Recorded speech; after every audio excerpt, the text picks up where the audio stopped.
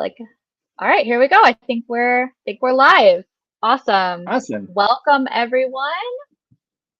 We are excited to talk about SERPs, baby, today. A little bit with I know Austin, you're like, that's That was so such a goofy, but throwback, man. it really It's was. almost, yeah, almost fitting of like, I mean, history of search. It felt It fitting. is. We're going to talk about that a little bit today. So, um, very excited to see everybody. I know there's a lot of folks just kind of popping in here.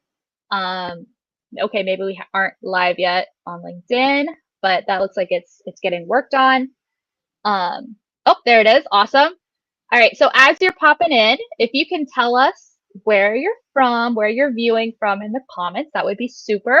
We are actually going to do a live audit today of a company while we're kind of talking about what SERPs are and how you show up.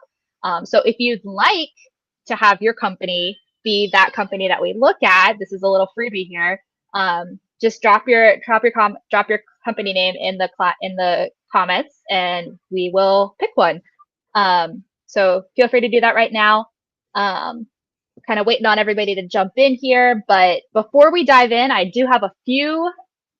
It's really your job description for the next 40 minutes. So at Chatterkick, we like to have everyone be active participants in our webinars. We are very human. We like to have conversations. We don't like to just talk at people. So let's try to make this as interactive as possible. So make sure you're saying hi. Drop who you are in the comments. If you have any questions at any point, feel free to also throw those in there. You don't have to wait to the question and answer section. We definitely want to weave them in as they make sense in the webinar.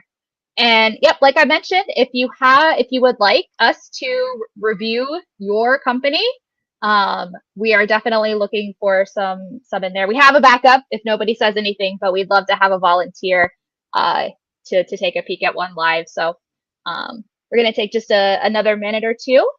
Make sure you type in your business name, type in who you are, where you're from, maybe what you know about SERPs or why you're excited to be here today. We're excited to talk to y'all. So, Austin, are you excited? Absolutely, yeah, and a little bit terrified because always having an audience is a little nerve-wracking. But I was looking through the list of people who signed up, and it looked like a friendly crowd. So We that's did. good. Yeah, definitely. Lots of familiar names too. So excited to see you all today. Yeah, But we'll get started thank here. I you. think we're ready to get going. I'm going to introduce myself and a little bit about Chatterkick, and then I'll turn it over to Austin to get going. We are Chatterkick. We are a social first digital agency, and we are obsessed with building human connection online. And today we're going to talk about one of the biggest misconceptions in marketing right now, and that is how people actually find you.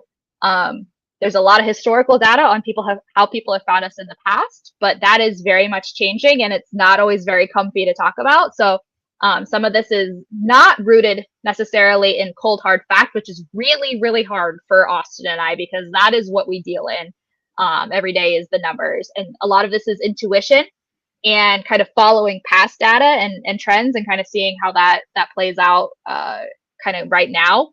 So a lot of this is going to be strategy and philosophy around search and social and how people find you. But this is definitely the kind of thing we do every day. So my name is Mariah. I am an ad strategist here at Chatterkick.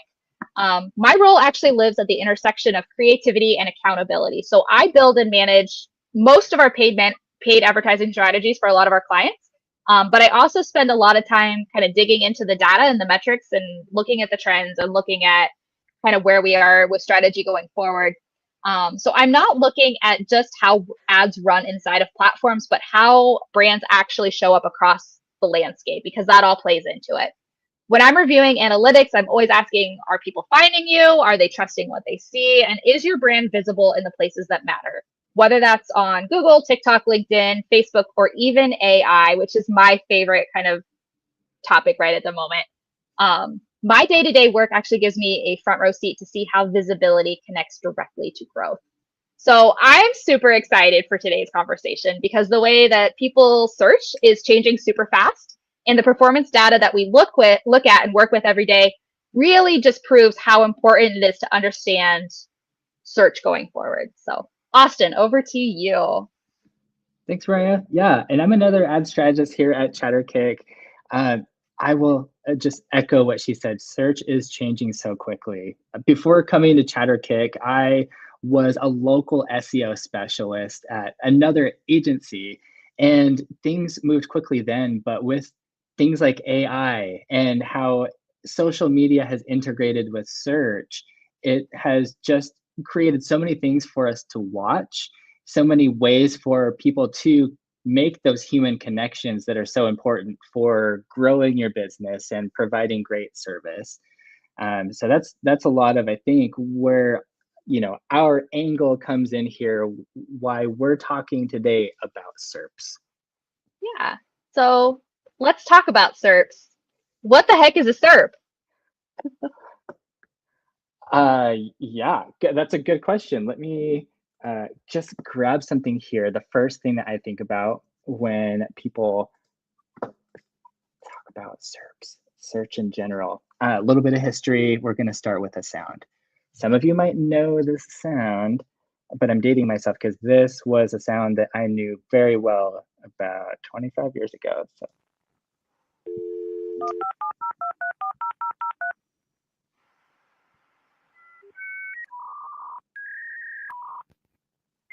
It's honestly a little triggering. I'm not gonna lie.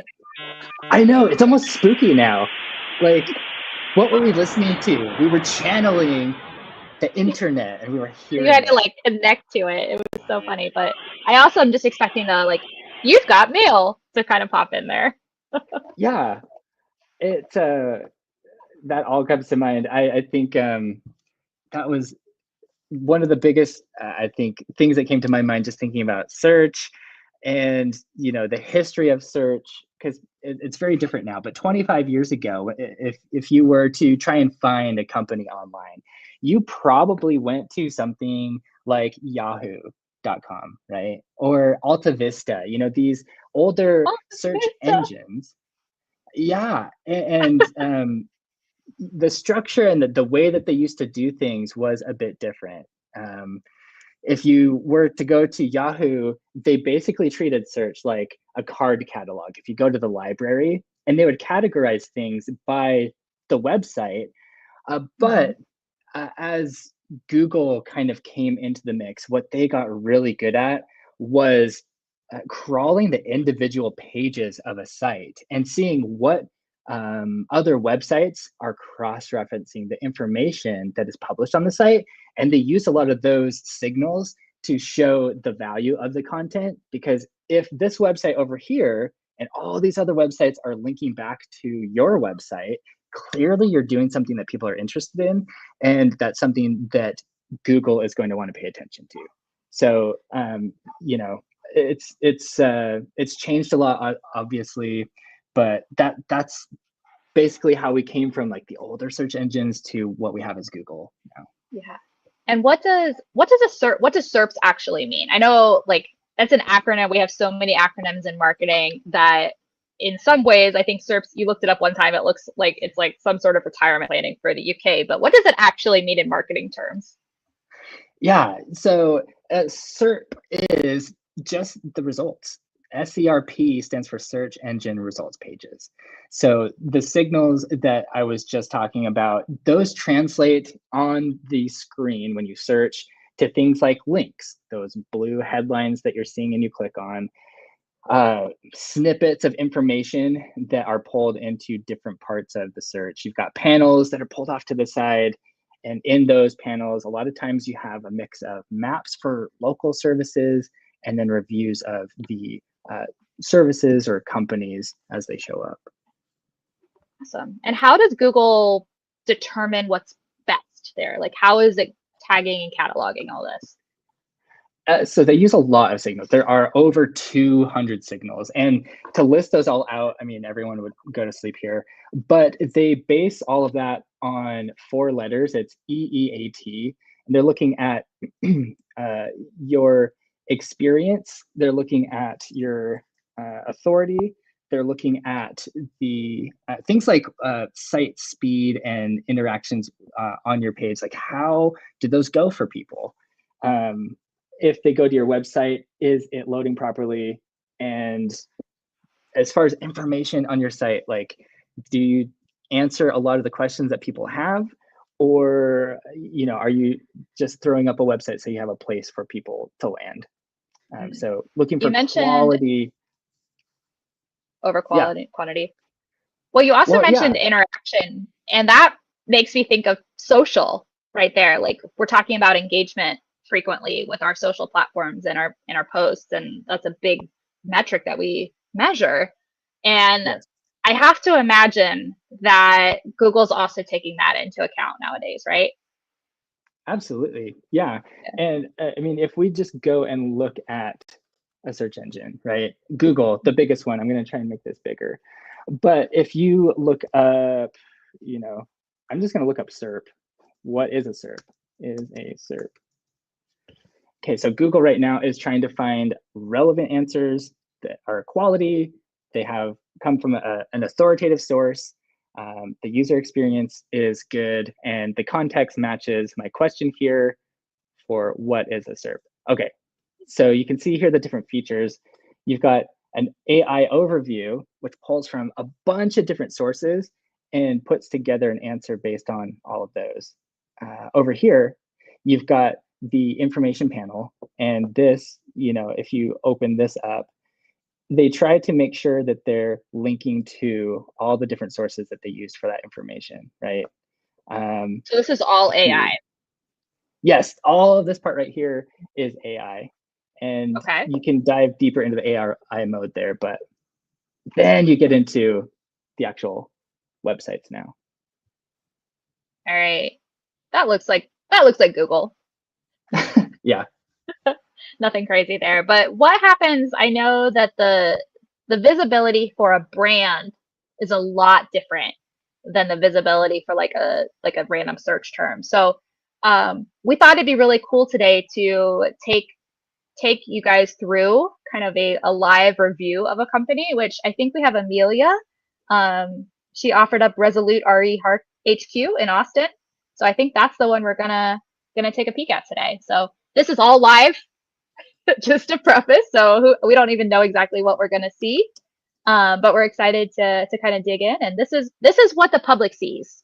So when someone is Googling you or finding you organically on a search engine, it's we often think of metrics and performance as very controlled and doing testing and that kind of thing, but organically things sometimes don't always happen exactly the same way twice. And so when we look at this, we don't know what we're going to pull up, and it probably won't be exactly the same the second time either. So um, Austin's just going to kind of walk us through what he's noticing.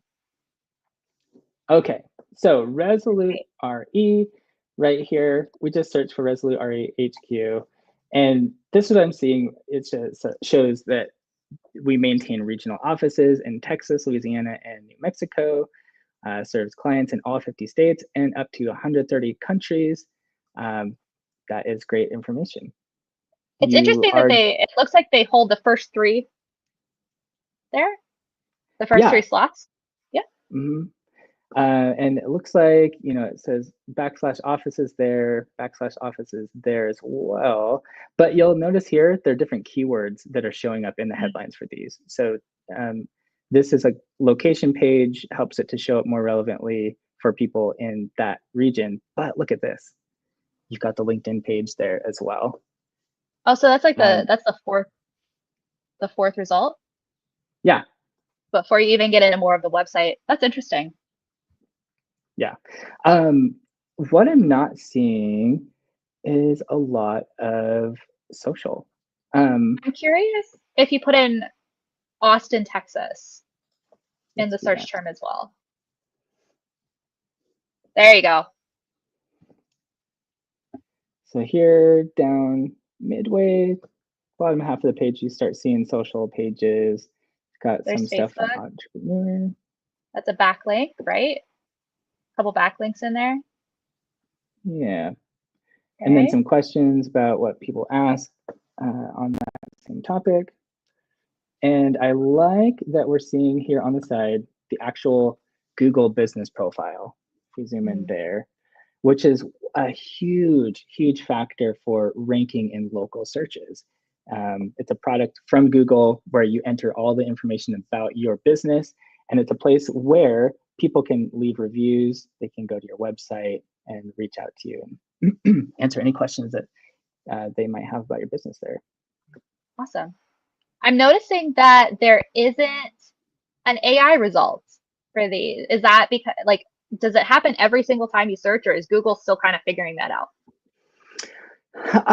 You know, I think that for specific business names, you know, if you're looking up a specific business, it can be hit or miss.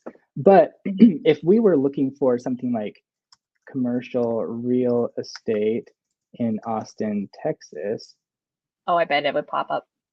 Well, maybe not. yeah, we're seeing some different things here. Yeah. If we go down to one of the features here, the maps, you can see different businesses there. But Resolute isn't showing up in these top ones. I am searching from outside of the state, so it Oh, okay. may show up differently if I was in the Austin area.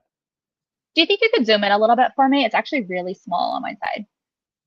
There we There go. you go. Okay.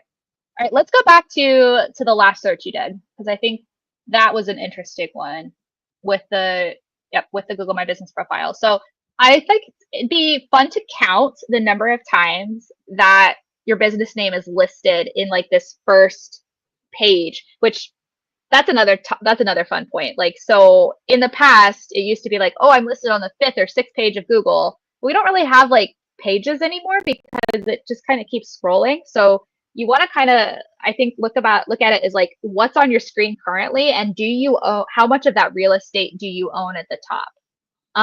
Which in this case, I can see Resolute. That's 2, 3, 4, 5, 6, 7, 8, 9, 10. Okay, go over. And then go over to the So other that, side to the panel. Plus you've got 11. Okay, keep going. well, this is actually their business listing. Yeah, so there's at least, your business is actually listed at least what, like 12 or 13 times in that very, top of the Google listing. Which a lot of times businesses focus pretty heavily on the website, right? Like we put a lot of effort into making sure that our website looks really good, which is incredibly important. There's no discounting that it isn't. But I think it's important to remember that there are so many other factors that impact visibility. You put 90% of your effort into the website, but 90% of your first impression probably comes from somewhere else, whether that's your Google over here, where you've got, your name listed 15 to 20 times, or on your social different platforms, and, increasing that visibility and that likelihood that someone's going to find you in that first page of Google is incredibly important. Yeah, I think the likelihood of anyone finding you after the first page just drops so significantly. I think Yeah. you may have said, but like 90% of people do not go past that first page. Mm-hmm. And I think we're going to get a little spicy here because this is really exciting. But I don't know about you, but I don't spend a lot of time on Google anymore. Actually, I am usually in another platform, and whether that's one of my socials, whether it's going to be Facebook, Instagram, TikTok, Pinterest. I love Pinterest. It's a little bit of a visual search, but all of those platforms now have their own search engines as well, and people are actually utilizing those not more than Google currently, but it's trending north. There is a lot of social search usage at the moment. Even Reddit used to be, Reddit was kind of we've talked about Reddit a lot. We love Reddit at ChatterKick. But Reddit is becoming an almost invaluable source for like just so much information. Like it's a place to go for trust, which is weird because it's incredibly anonymous. But Google's also using Reddit. And AI is using Reddit as a place to grab that information from. And so we are seeing it kind of come more to the forefront. But how, when people are searching on social, what does it matter for a company if that's what's happening? Like, and how do we improve our social search visibility? Yeah, so we did that. This here kind of shows that search is actually on social, like you're talking about. If you consider that people are spending on average 2.5 hours, between 2.5 hours and 4 hours a day on social media, it really highlights the importance of showing up on those platforms. And it can be hard to do with your organic content, but for discovery, right? You are needing to find a way for people to find who you are if they're not thinking about roofing right now. Right. But you have content that comes across their feed that's compelling at the right time. Suddenly you've put yourself in there, and you can be recalled later when they do need your service. Um, Building up that brand just as one awareness example. consistently. Exactly. Yes. Yeah, I think that's always super interesting. And you know, we see that some studies have actually shown that between 61 to 83% of people find or research brands on Instagram. So not only are people going to Google now, but they're actually trying to find that kind of more trustworthy, authentic connection on Instagram. I think is kind of the best way to describe it. I feel like Google is very clinical still. It doesn't feel very human. It feels very like it's very keyword focused, which is the history of SEO in a nutshell. You said it yourself, like it had to be card cataloged, so it had to be keyword focused.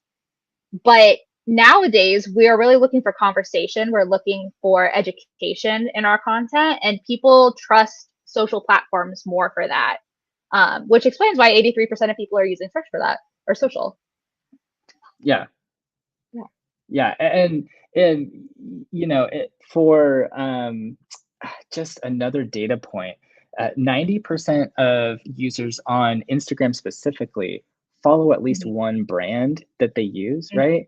And so we can tell from some of the data that if somebody is following you on social, they're bought into what you're doing, right? And Mhm. they'll be more likely to be repeat customers if you're coming up in their feed somewhat frequently. Okay, very interesting. Court on YouTube also said that social search is super convenient for her. She loves that she can receive search answers and reviews all in one place. So, agreed. I think that is, again, it just kind of all speaks to, the value of having that trustworthy content. I also saw another comment that just said, give me all the short form video tutorials. Oh, awesome. Glad you asked. We aren't going to do that today. I think we can get maybe the content strategist to come in here and give a nice webinar on that, but we are going to save that for sure. But I think that that's a good segue because, as we talk about, it'd be really easy to talk about SEO and like I said, kind of keyword strategy and how that works on Google, but really what is the strategy on social and how do we maintain a human connection in a space that it could be very easy to also feel very clinical if that's how we're trying to show up. So, Austin, when we're talking about content, when we're talking about how to build that strategy for visibility and trust, what does that mean? So on social media, a lot of what people are experiencing are these cultural moments. And if there are cultural moments that make sense for your business to tie into, even if it's a light connection, what you are doing is building your relevance to people in the social space. And so, I mean, if, for example, you are just starting your business and there's no traffic coming to your website through organic search, you can be on social media joining the conversation, even with a bit of paid spend, right? Boosting some posts, you can reach a much larger audience than the maybe 5 followers who started your page, as followers on your page because you invite them to personally as you're just starting. But those signals, those are categorized, in all these different sources online, and we have seen for even like new companies that you can influence the amount of organic traffic coming to your site just by getting your content in front of them. Right.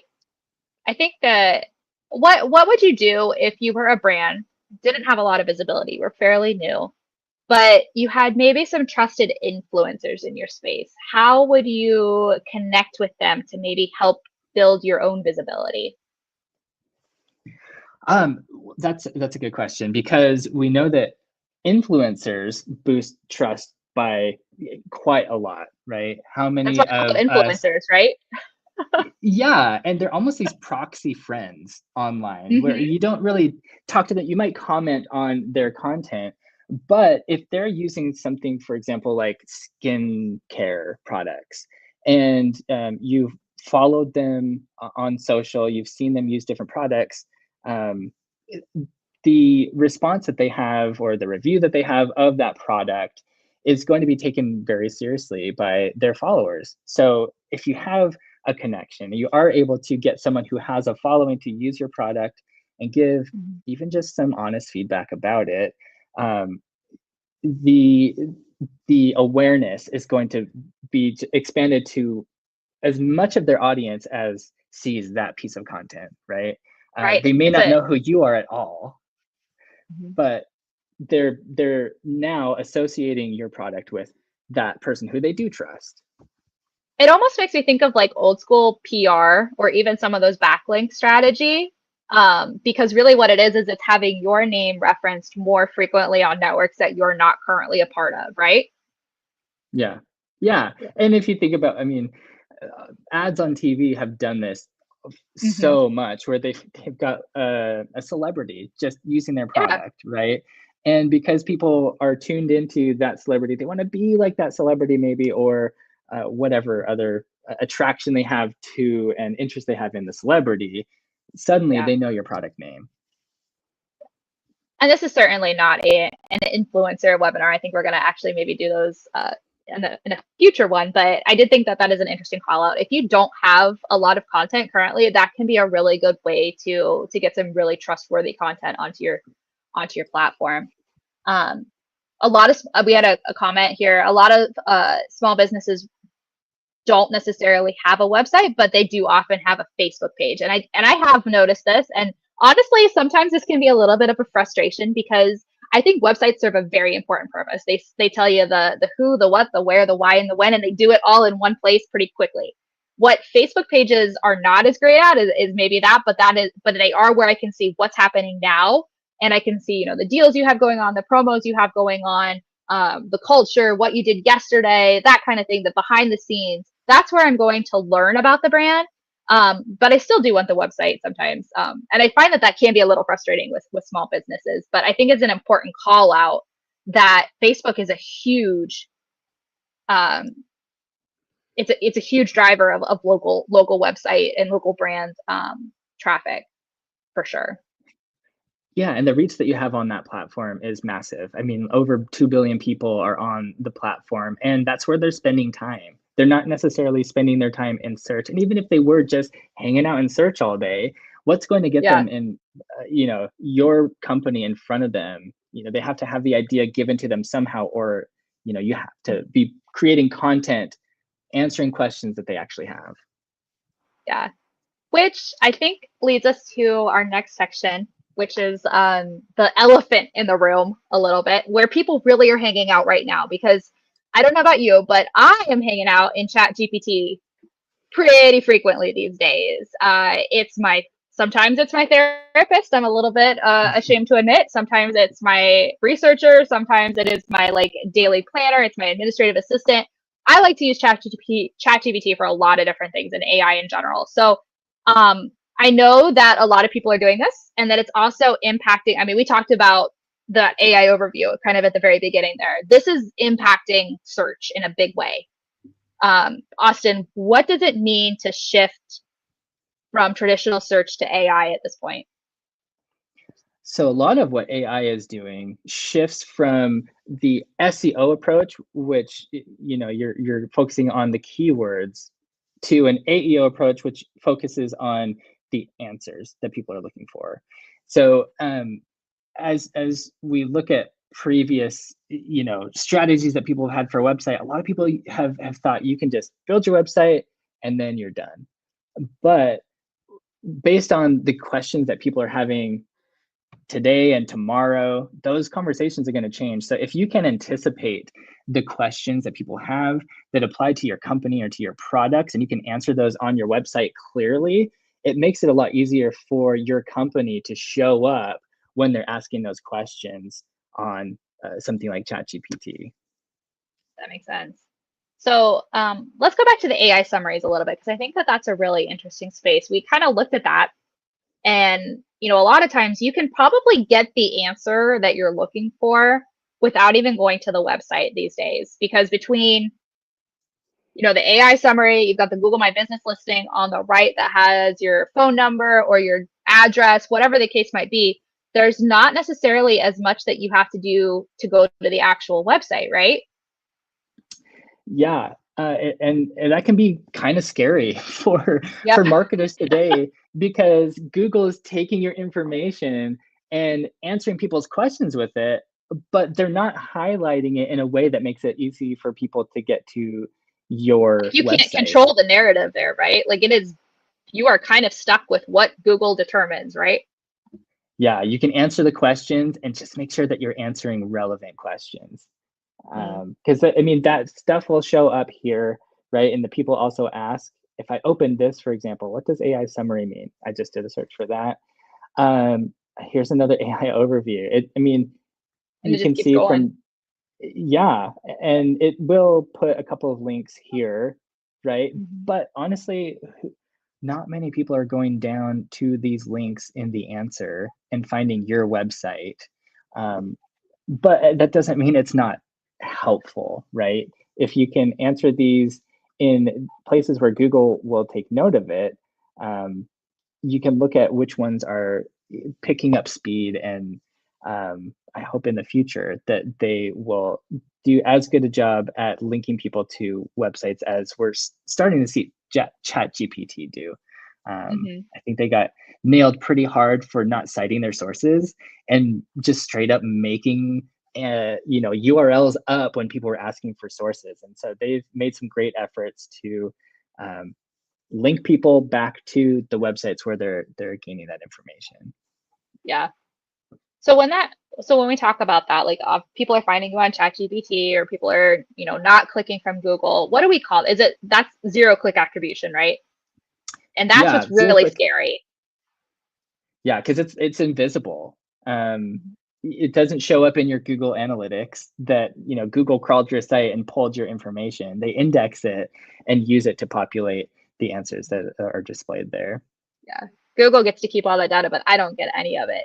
Is there any way for me to see anything that's showing up in AI in analytics right now? So there are some breadcrumbs, I'll call them, because you do see referral traffic on your website. If you're looking in Google Analytics, for example, you can go down and see the sources in the referral channel, and OpenAI will show up there, and a couple of these other ones that people are finding you through. But I think a way that you can just see volume of the snippets or the features that Google is taking from your website. SEMrush has a tool that will show you how much of your content, or how many keywords are triggering information from your site in those features. So, I mean, it's not super helpful. I think there's a long way to go for those tools to help you to see which information is answering those questions, but it's a start. Yeah, I definitely think I think we're going to see some big shifts in analytics over the next couple years. It's been a minute since we've had a brand new primary channel in analytics, and I have a feeling that AI is going to be one, or maybe some version of that this year or next year. Um, that's kind of where I see things going. I do see we've noticed a lot of referral traffic that does come in specifically under ChatGPT for clients. And interestingly, and I know Austin, we've talked about this in the past, but the quality of that is abnormally high. Like, when we look at like benchmarks for how long people spend on a site, it's like 30 seconds to a minute would be high quality, honestly. Not that's not a bad user. And some of these referral sources that we're seeing from ChatGPT are spending upwards of 10 minutes per session. And I've got a theory around this, but I think that that's really speaking to the trust that people have in this AI, for better or worse. You're speaking to like a proxy human. It's you're having a conversation back and forth, as opposed to Google, where you're looking for specific keywords that may or may not actually answer your question, as opposed to actually being in a conversation with someone. And it's almost like, okay, like, oh yeah, my buddy told me about this site. Like, I'm gonna go check it out, and I probably will spend some more time on that. And that's what people are doing with ChatGPT as well. And so I think there's also, you and I have talked about like chat, AI sources, that referral traffic removes the bots. You're losing some of that as well. But I think it's an interesting signal that this is that high quality traffic. And I'm sure it'll probably drop off as use increases. But for now, I think we actually may be looking at another another part of marketing that we've never had to worry about before. And that's just this AI space.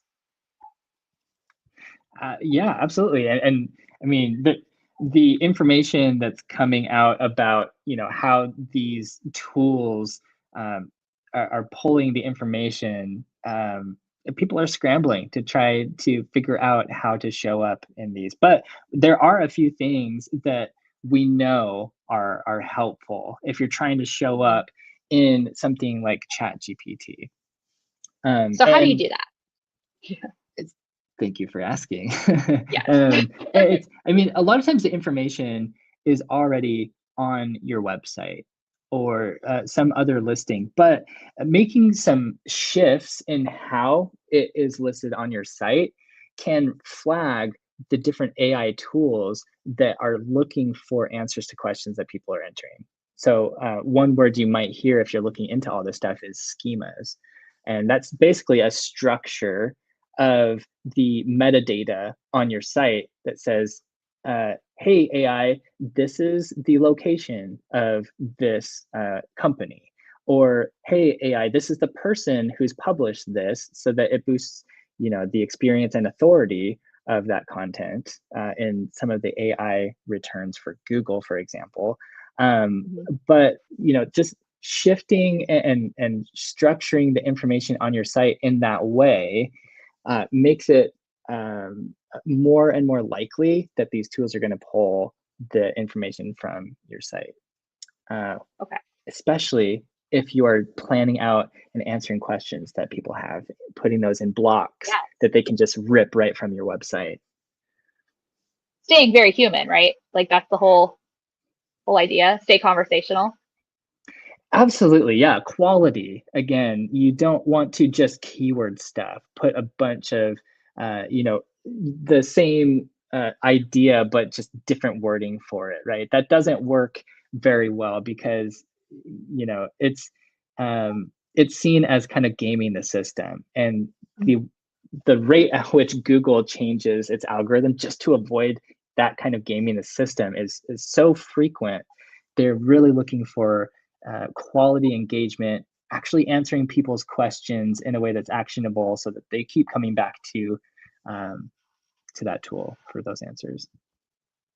Awesome. So if I was a marketer today, and I'm trying to protect my brand in the face of all of this uncertainty that we can't even, point true data to yet, what is something practical that I can do to take care of my brand?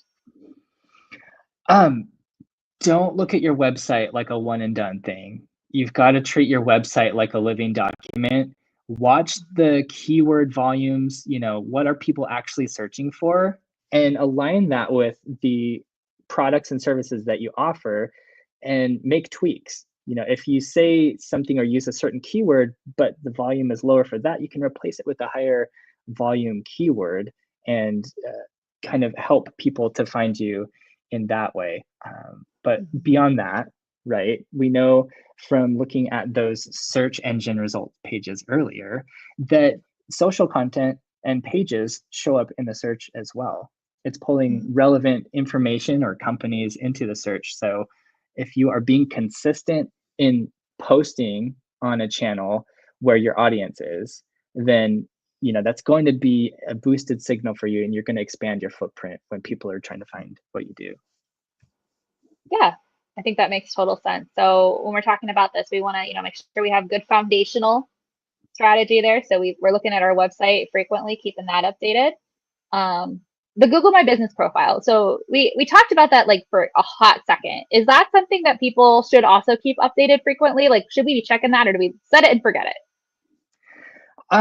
There are things that you should be doing to keep that optimized. And I think, if you dig into someone's Google business profile, you want to make sure that across the web, like the name of the company, the address, and the phone number are consistent, like across all the listings. That'll be one of the biggest things that helps you. But if you are also listing out your services and going the extra step of describing those services with summaries, those are Mhm. areas that are going to boost your signals as well. I think we looked at an example earlier where people were actually publishing content through their business profile, and that stuff displays there and helps the signals as well. All right. Beyond Google, I know we talk about Google a lot, and it's definitely still the main driver of search, and it's in everybody's lives. But there's still some folks that are using like Apple Maps, and I'm sure there's still some folks that rely on Yelp, and I suppose there's even a few Bing people out there. But what do we do to show up appropriately across those different channels? Like, is it all about Google, or should I be focusing on these other secondary platforms as well? So Google does have like 89% of search share, like globally. So I mean, like you're saying, it is a massive reach that they have. Um, but you can have accounts on each of those different platforms. You can have an account on Apple Maps, basically, and update your listing there. You can have an account with Yelp. You can make sure that you are responding to different reviews or things that come through each of those channels.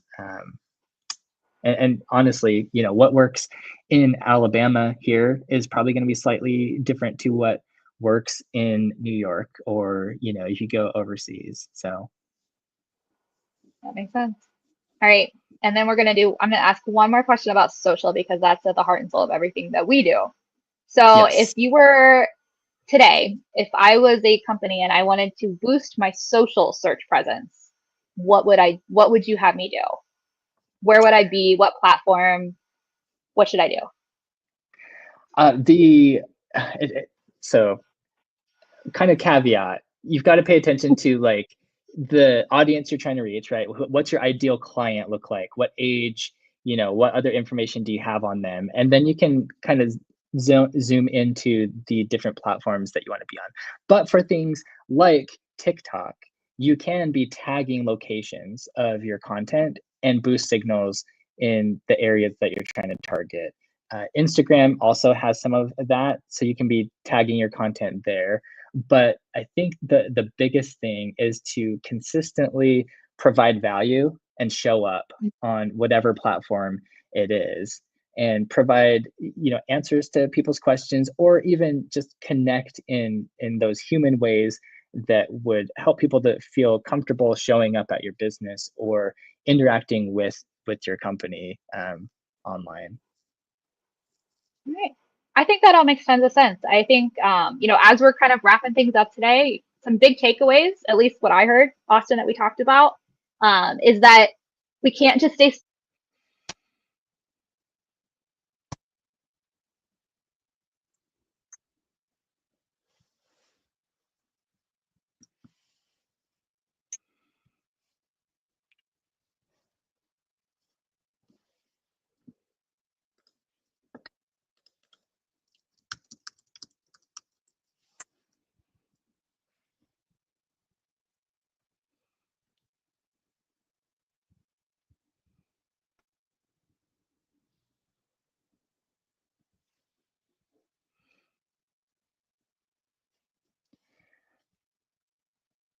Looks like we may be having some technical difficulties. Well, I think I, from here, will try to give just kind of a summary of how can you show up in search engines. There are so many signals that people are able to find through search engines on things like Google. across things like TikTok. They are building out their own search engines as well. You've got AI that is populating answers and focusing on specifically the answer side of things. But if you can, structure information on your website to be easy for those platforms to pull from. If just wherever you are publishing content, you are creating value that will answer questions that people have, show them where they can get the product or the help that you provide, in as many places and ways that you can do that make it easy for these tools to kind of index you. You're going to spread your or expand your footprint. And really, search isn't anymore. It's not about being found on Google anymore, as much as it is about just being found and building relationships wherever you are, showing up credibly wherever you are. And then, if you look at all the different places that can help you to boost your signals, social is a major lever that helps with discoverability. It feeds into all these different places that are indexing and, producing SERPs, right? That's the whole focus of today was SERPs. But people are engaging, and the biggest thing that the SERPs are looking at right now is engagement. So engage credibly, provide value. That makes sense. So apologize for dropping out there. I did not check my headphone batteries, and apparently I had a low battery. So I am back though. Before we wrap up, I know if you have any questions, I'd love for you to drop them in the comments. We've got a few more minutes that we'd love to, if there's anything specific you'd like to talk about, we'd love to hear it. But before we wrap up, I think we have something super special. We're excited for everyone that's joined us today to have. We don't often do this, but I think for webinar attendees today, we're offering a free audit of your company's search presence. We kind of did a little snippet of one here on here, but we've been doing this for clients this summer, and we'd love to offer it for you as well. So what that means is our team will dig into your brand, how your brand is showing up across Google, social, other platforms, and break it down to what that visibility actually means for your business. And then we'll give you some quick practical strategies that you can use to improve that digital footprint right away, because that's what we're about here, is that kind of those quick wins. We want you to see success quickly. All you have to do, we're going to put Molly's email here at the bottom, kind of in a banner. Just email Molly. Just tell her that you're interested in this audit. And that's it. That's all you have to do. We will take it from there and connect with you.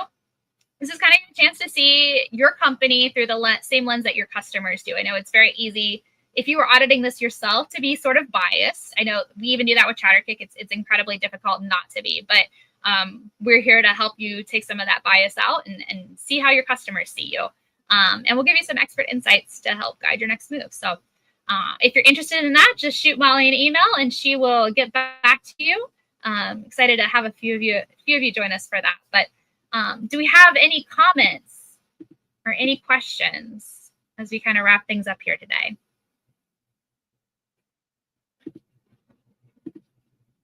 All right. I think one I always hear is from clients is, what's a mistake that we often see companies making often with search and social, and how can we kind of help with that?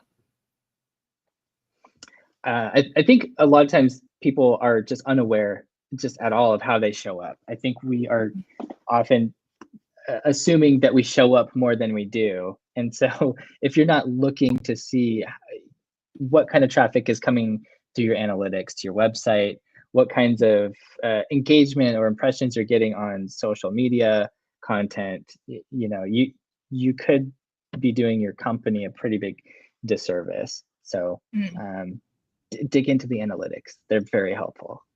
Yeah, that makes sense. Here's a really good question, actually. How does short form video play into search? So keywords, videos, should I be putting my captions in there? Are they pulling from that, or is it from the caption itself, or how do I show up with short form video, which obviously everybody's using right now?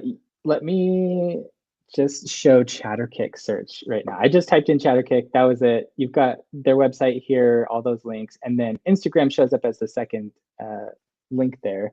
But scrolling over here, videos from ChatterKick populate just right below our company in this knowledge panel, and it is one of the most promoted assets across the internet because it gets engagement. People get immersed in video content, and anyway, so just publishing your content, it can make it into the feed there. So awesome. All right. Any more? How should we decide which platforms to prioritize when resources are limited? Which it's budget season. You know, that is tough. I think, you know, if you have limited resources, dig again into your ideal clients. Look at what their demographics are and what platforms they're likely to be on, and then just test content there. If you start to see a boost there, you know, then you can keep going.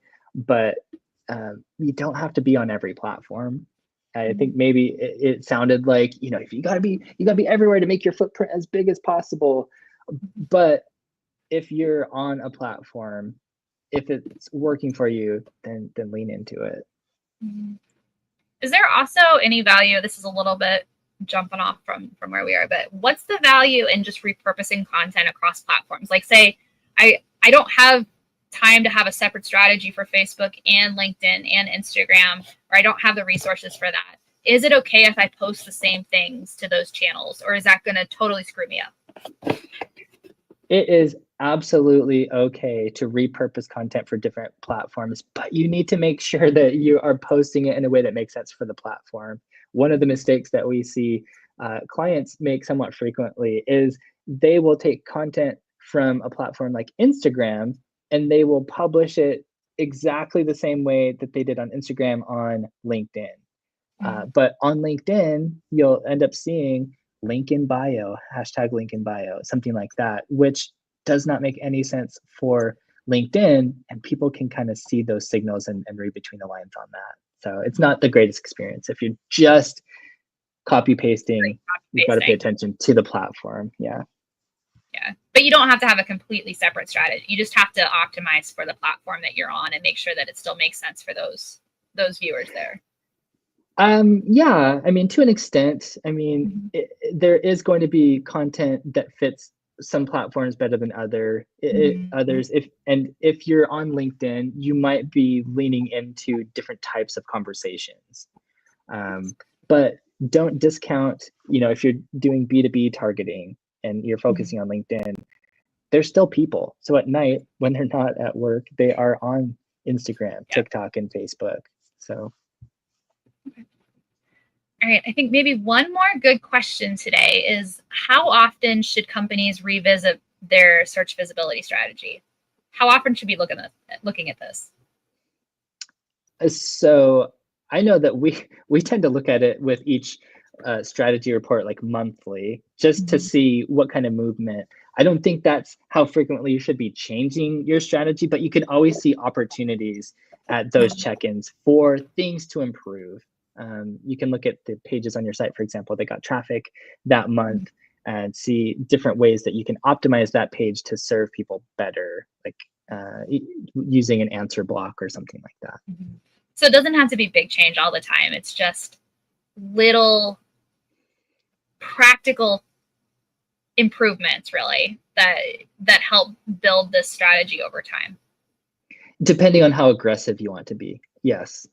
There are some companies who are going to, you know, be leaning into just like convert, which, you know, keywords are converting for us, and leaning super hard into those. But for most companies, you're going to pay a lot to do that, and almost unless you're making huge amounts of money, right? Unless your margins are growing and pretty big, you might end up losing money on paying to do all of that work.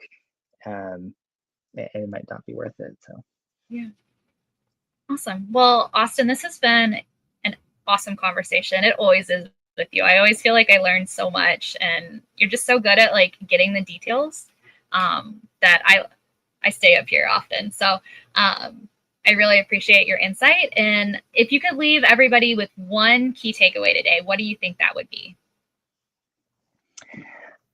I think my key takeaway is just that search is changing, and you can't just set it and forget it. You know, you've got to continue to adjust the content, the keywords you're targeting, to make sure that you're answering the questions that people have today, because the things that they were asking yesterday, they're probably not asking today, and the questions that they're asking tomorrow, they may not have thought about today, or the tools that we have, you know, have made it so they don't have to even think about those things today. So don't ignore it. I think a lot of people, they don't even think about updating, you know, what keywords they're using, or like what questions they're answering. They just kind of want to have fun with social content, which can work for, you know, a shoe company maybe, or, you know, a local restaurant. But for most businesses, you need to be paying attention to the conversations that people are having today and plan to answer those questions. All right. Awesome. All right. Well, we will have this recording available for everyone. This lives live on LinkedIn for, I think, in perpetuity. But we'll make sure we send it out to everybody as an email with some of our key takeaways and a summary of the conversation as well. So you have that to refer back to. Don't forget, if you want us to take a peek at your brand on search, just email Molly, and we're offering that audit free for you guys today, as a special webinar perk for hanging out with us for an hour, and we appreciate you. So make sure you do that, and come back and see us next month. I think we're actually going to be talking about trust and visibility again. So we're going to continue this conversation and how that shows up in content specifically. So excited to see y'all. Bye. Thank you.